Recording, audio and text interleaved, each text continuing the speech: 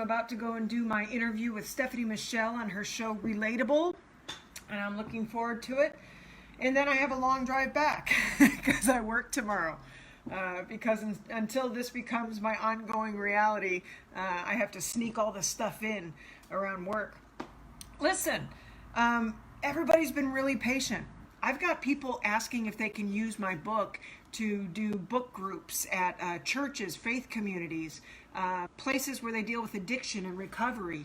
I've had gay people come to me and thank me for this book, thank me for talking about how difficult it can be in our world to find a relationship with God when everybody in normal society perceives you as an other, right? If you don't fit into the good Christian family in our country, a lot of times it can be very difficult to find yourself worthy of a relationship with God. And we're not talking about it. And in my experience, it's been critical that I have a relationship that I have come to on my own terms, in my own understanding, that allows my lived experience to be true and to be real. I need to first understand myself and understand God. And anyhow, it's been an amazing journey, and it looks like this book is going to help a lot of people. I thought I would treat you to a little taste about my story, which is about a little girl who loved God so much and loved her family so much and loved her daddy so much, and then her heart got broken. And who can't relate to that? So here we are. Chapter 1. My poor mother wrestled me, kicking and screaming into lace dresses and buckle shoes every Sunday morning. I was a fraud in pigtails, a liar to all who adored and praised me while I kicked to resist suffocating the tomboy in me. I asked Mom why she made me wear those girly things, even though I knew what she would say. We're going to God's house and we dress nicely to show him respect. I love you, Mom. You don't really talk that way, but in my book you do. It's my book. I was raised in a world that misunderstood my closest friend, whom they called God. I don't recall a distinct introduction to the God idea, but I was born seeking kinship beyond my own lineage. I perceived more than myself in this world long before I would witness it. Cries from the hungry, the oppressed, the poor. The weight of an addict's desperation and the silent sadness of those forgotten. These things congested the highway of my empathic nervous system from a relatively early age. I'd bite the insides of my cheeks to anchor myself, always bracing my young body, lest people see the inner commotion. I walked gingerly at times, for fear of energy overflow. I saw how people can misrepresent God with the best of intentions. What I experienced inside was invisible to others, even as it consumed me. I'd attempt to articulate it and be told either that I was really smart or that I think too much. People were either intrigued or bored and would disengage. I decided that to fit in, I needed to talk less, stifle my voice, silence my thoughts. The knowledge of something bigger than myself goes back to my earliest days. As far as I can remember, a sense of something more was always with me. And I would spend a lifetime learning to process that understanding and eventually gifting you this book. I knew God was pure love. Ultimately, it was the God idea that I allowed to organize me.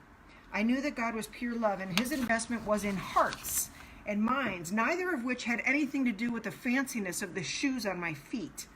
At 5 years old, I already sensed that something was wrong. I learned to use the word God in church, at dinner when we said grace, and at bedtime when we said prayers. Hi, Mom! Mom's on! Hi, Dawn. Hi, Jamie. You guys, I'm so happy that you're here. I learned to use the word God in church at dinner when we said grace, and at bedtime when we said prayers. God was a word we used like hello or goodbye. It may as well have been a word like door or spaghetti. I learned that God is a he, and people always look to the sky when they refer to him. I learned plenty of things about a male God, most of which didn't make much sense to me. I began keeping secrets as a young girl because I couldn't help observing the discrepancies between what people claimed to value and how they behaved. I was taught things I was expected to believe, but I wasn't emotionally connected to the idea of God that others believed in. I grew discouraged because people described him as angry with lots of rules, and I heard that he liked some people while he hated others. People told me that God hated gay people, and eventually that meant me. None of this fit my idea of God, and I grew shameful. On the contrary, my friend God knew everything I thought about, so it didn't really occur to me that I was different. Long before I developed in my sexuality, I kept secrets to avoid carrying the confusion I saw on other people. But God and I, we were good. What's up, Bryant? My experience was that although God was invisible, he gave me a feeling of security.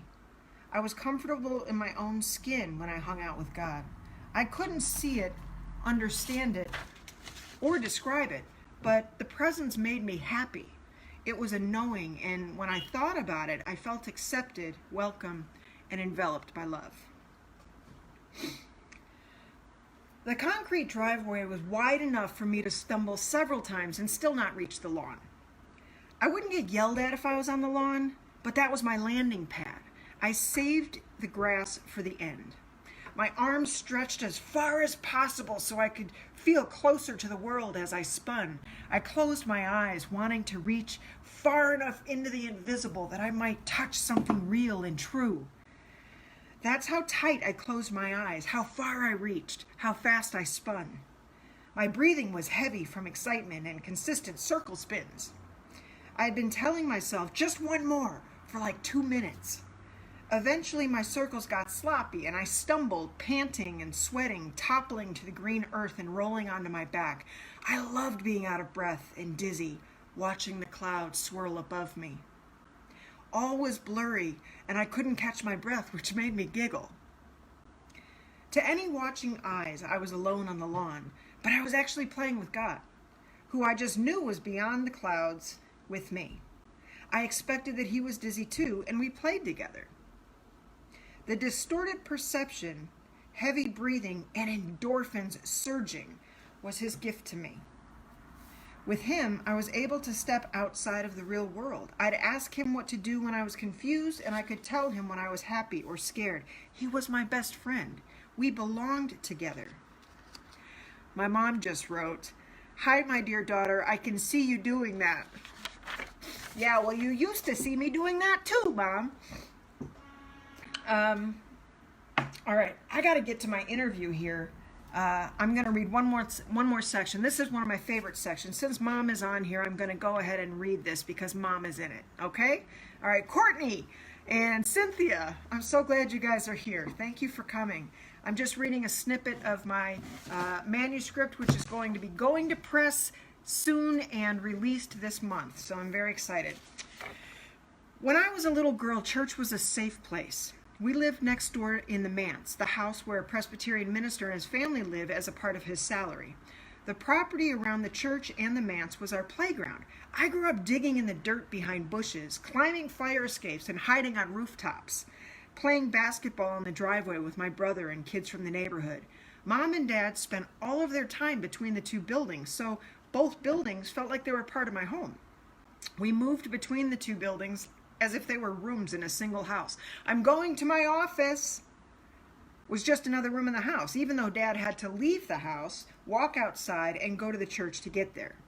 Mom went to choir practice and cooked for church events in the big kitchen. Dad was there too, meeting with people from the congregation, writing his sermons and practicing choir. Our church even did variety shows, man. There was like a lot of fun. There was singing, laughter, food, and fellowship. My mom was young and beautiful. From the front pews where I always found a seat, I could see her clearly in the choir. She stood out among the others because while they were all costumed in the same robes, she was younger than most of them. They all had gray hair except my mom. That's not in the book. That's just special for you. Hey, Nicholas. Thank you, Dawn. She was younger than most at about 35 years old. She had a soft Dutch boy haircut, brown, that framed her blue eyes and smile. I liked watching my mom put makeup on in the bathroom. Remember this, Mom?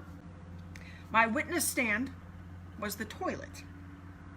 I would pull my knees up close to my chin and hug them, watching every detail of her transformation in a fully captivated, slight rocking motion. Side to side I'd shift, taking mental notes for later years. Her mouth opened wide to help the mascara stick to her lashes. After brushing the top rows sideways and from the lid out toward the mirror, she would keep her face close to the lit glass and blink a few times. Then she would take the wand and tickle the bottom set of lashes on each eye with its tip. Body frozen. Only her eyeballs would move to look at each other in the other. Only her eyeballs would move to look at each other with the other. Once satisfied, she would turn to me and ask, "How's that?" and close the mascara.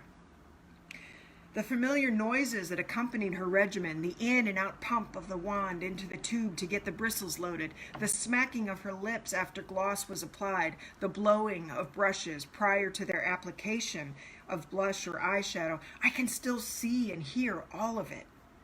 This routine is one of those mental movies I captured in my young mind that define a time when my mom was happy and strong and beautiful. You still are, Mom. I can just see her trying to take. What do you mean was? Okay. Anyway, I have found comfort in the sounds of makeup bags and application rituals throughout my adult life. It's a precious token of a little girl watching her mother, downloading how to be a lady, a woman, a wife, and a mom. Seeing her in the choir, we'd already shared her routine that morning, and I felt close within the embrace of my parents, even though they were both up on stage.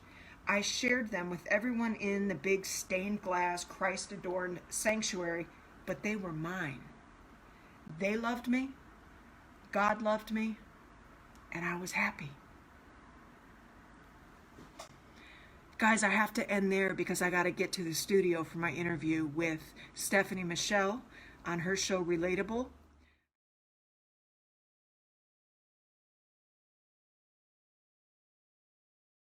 So we just filmed the episode of Relatable with Stephanie Michele, and Dee is the tech guy and the overall, he produces music and unbelievable. You got to check out her site and see what she's doing and watch some of her shows. Check out my site and get the book, and check out this guy's site and see what he's doing with musicians. It's unbelievable. Listen, guys, I feel like we're the dream team right now. we are the dream team. We're talking about big things, and all of them have to do about creating community and creating awareness around artists and people and love. So Yeah. I don't know. Do you agree with that, Dee, or did I just put words on you? No, I agree with that. Yeah? Yep. Cool. Everybody come together. How about that? Yeah. Hey, I like it. That's awesome. Why do you do what you do? I do it because I think it's underrated. That the thing that we need the most to be healthy is healthy relationships. And if you don't know how to relate, then you That's so can't have true. healthy relationships. It's such a big part of our well-being. So just sitting down and making the time to talk to people and practice relating and asking questions, like, it's totally underrated, but it's the secret to well-being. Yeah, what she why I do said. Why do you do what you do, Dee? I do it because it makes me feel good and it's positive. Yeah! And I do what I do because I don't know what else to do. All right. We love you, gotta guys. you do you. I do You you. You do you because you have to do you. That's right. That's because I was the me I was given. What? Yeah. For Thank having you. me. It's Really awesome. appreciate it. Very Thanks, Dee. insightful today. Thank you, sir. Thank you. Appreciate you. Bye. Bye.